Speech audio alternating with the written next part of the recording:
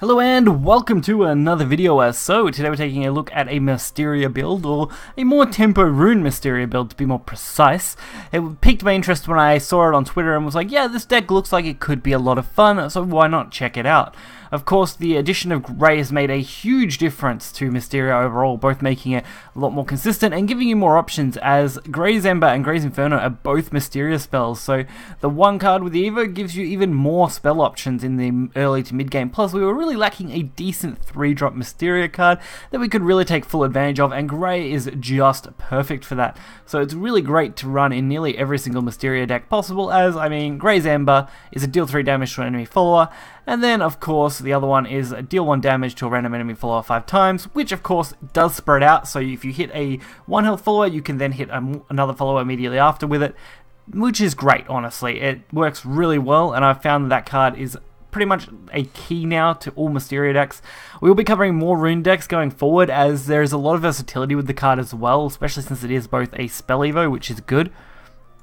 So we're definitely going to see a lot of decks running this, and I can definitely see Rune being right up there with one of the highest decks on ladder at the moment, especially considering how many I've run into. So we're going to get right into it and check this deck out. So we're going to start things off going up against Forest. Forest is positioning itself pretty well lately, as it's got a lot of aggression going into it, especially with the 2 new cards. They've definitely improved the consistency and made the deck a lot better overall. I was a little worried that maybe Forest wouldn't quite get the edge in rotation, but it looks like it's definitely got it. I wish I had a lot of cards for it though, as it would be a lot of fun to cover more Forest decks. It's really not something I had to cover a lot, because Forest is probably my most neglected class when it comes to cards, and it's usually not a big focus when I'm crafting things, as it's not my most enjoyable class to play, so unfortunately I don't get to bring you guys as much as I would like when it comes to Forest content. Pretty similar story goes with Dragon, but at least I cover Dragon a little bit more than Forest. I mostly cover every other deck a lot more consistently. I mean, 6 other crafts isn't too bad for the majority of free-to-play. But of course, starting off early, you really just want to slam down whenever you can. Try and fit in as many kind of Mysteria and draw cards as you possibly can. And of course, against Forest in particular, the 1-drop early game is very easy for you to take over, because obviously running a more tempo-orientated build, you are putting out fairly decent statted followers that become a pretty big problem to deal with. And Magic Mentor, pretty decent on turn 4, especially if you have 2 of them, as you can pretty easily trade off 1. And Pillar's Shot is a pretty decent target to do that with. I don't believe we get to use Grey in this game, and if we do, it's not till more late game-ish, which is fine. But the next matchup we have will be a lot more interesting, at least in my opinion, so do stick around for that for sure. So starting us off good, as your Maiden, pretty much perfect for dealing with this. We can pretty much throw the Evo on it, kill off the 5-3 and still keep a 3-3 Lyria on board. Plus, it works really well if you're developing more tempo-orientated boards, and then you need your Glycinine, I don't know, whatever that card's called, I'm really bad. Anyway, the Omen, really good card. So it's not a surprise we see it in Rune at all, especially more tempo-orientated Rune.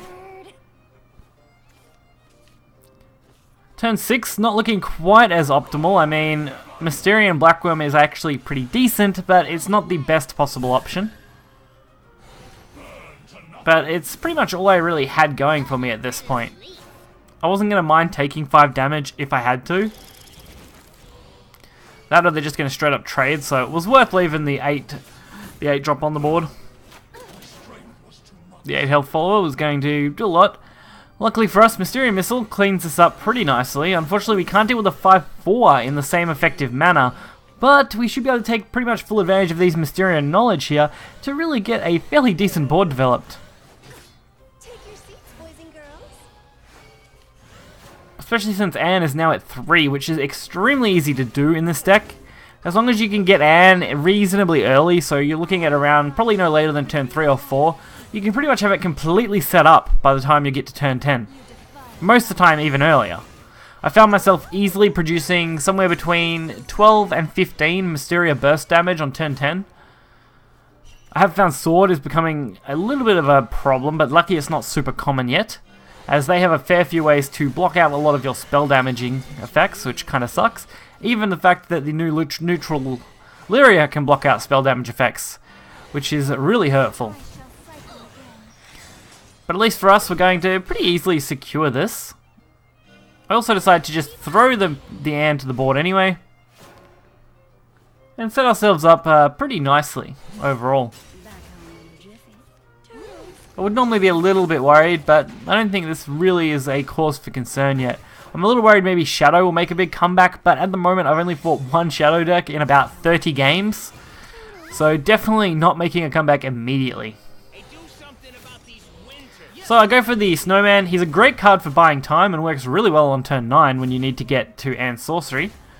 So definitely worth playing if you're looking to just block out damage.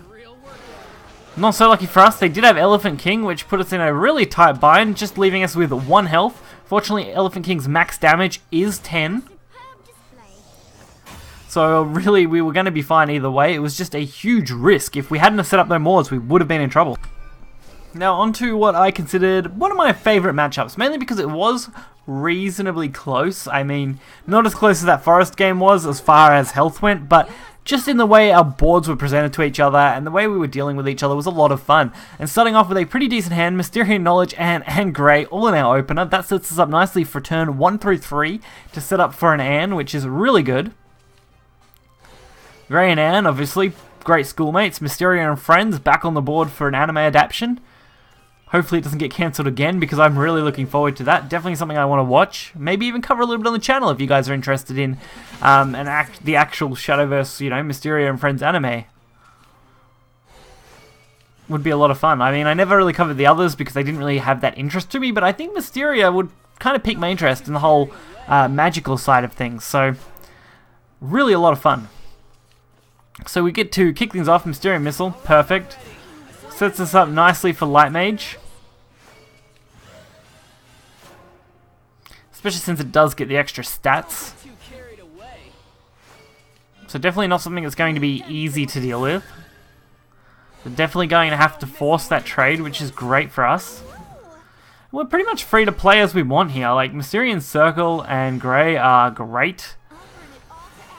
I was a little worried because not getting to use Grey would be a big disappointment for me.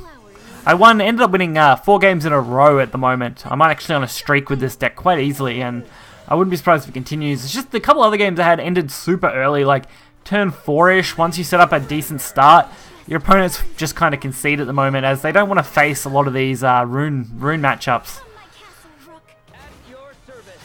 Herma, Queen of White, is great. Without looking for anything we can use. Unfortunately, not super lucky, but also not super bad, as our Anne is going to get full use here. I decided to go for a really early sorcery setup, as I don't want to have to wait and try and get another one, so if I've only got one Anne, sorcery is nearly 100% what I'll go for. And of course, probably the most problematic card for me to deal with, the new Sword Legendary. Basically mini Arthur at this point. If it wasn't for that healing, at least we would have stood a chance. Unfortunately, the healing really puts them out of range to be dealt with at least this turn. And we weren't quite high enough to be able to use both Mysterian Circle and Light, but I mean, 1 out of 2 isn't bad. Plus, I mean, we have Mysterian Right in hand now, which is going to make for a really good next turn. So, Round Table Assembly. Holy Bear Knight. Luckily, only the Holy Bear Knight will gain the buff, so we don't really need to worry about it. And now it's just a matter of dealing with things. So the best way to probably deal with most of this is to hit the 2-3 with the Mysterian Right.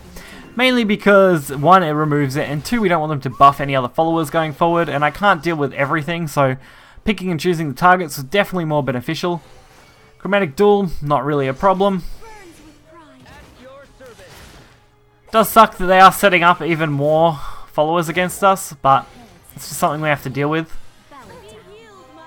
So we're not going to be able to easily clear this, which is a little disappointing. But we're definitely going to do our best to up-end sorcery as high as we can to go for lethal. Because we are still a little bit off. If we check this end sorcery here, you'll see we are still off a little bit from going for lethal next turn. But thanks to Anne's Prodigy, it looks like we might be able to set this up. We should be currently now at 17. Anne's Prodigy will take us up, so all we need to do is survive the next turn or so to really make it happen. So, surviving next turn is our most important thing to do now. So and summoning is definitely going to be the play. That'll up our damage to 19 on the sorcery, which is pretty reasonable, and I don't think they're going to easily kill us from here. Charlotta isn't a problem either, but that Lyrial Archer Throne is the absolute bane of my existence, as it's all allies, including the opponent's face, so it means we can't deal any damage to them with Ant Sorcery. Super disappointed. I really wanted to use my Ant Sorcery on their face. Luckily for us, we at least got Snowman out of that draw, which, I mean, gave us something to use as a defensive option. And as long as they don't have a second one of those Lyrial, we should be fine, as they can't protect their face any other way. The only real risk would have been them healing, which, fortunately for me, wasn't a big problem, as our Ant Sorcery at 19 being exact lethal here. While a reasonably back and forward and close game, it really come down to that one turn. If they could defend their face, they probably would have won. If they couldn't, we clearly did.